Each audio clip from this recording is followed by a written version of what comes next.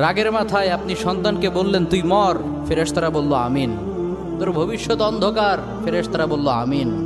রেগে মেগে আপনি আপনার মেয়েকে বললেন জীবনেও তোর কপালে স্বামীর ভাত জুটবে না, ফেরেশতারা আবারও বলল আমিন।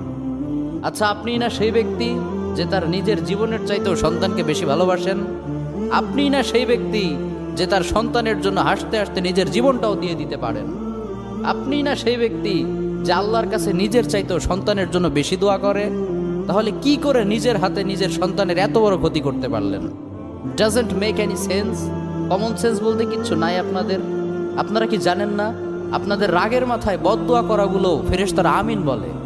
দাওয়াতুল ওয়ালিদ আলা ওয়ালাদি, বাবা মা তার সন্তানের জন্য যেই দোয়া করে সেটা ভালো হোক কিংবা বদদোয়া হোক, আল্লাহ সেটাই কবুল করে নেয়। এজন্য খবরদার, নেভার কার্স ইউর চিলড্রেন। রাগের মাথায় কখনো সন্তানকে অভিশাপ করবেন না। খুব বেশি রাগ উঠে গেলে তার জন্য উল্টা ভালো দোয়া করেন। কাবা শরীফের একজন ইমাম আছে, ইমাম আল কালবানি, তার মায়ের যখন প্রচন্ড পরিমাণে রাগ উঠে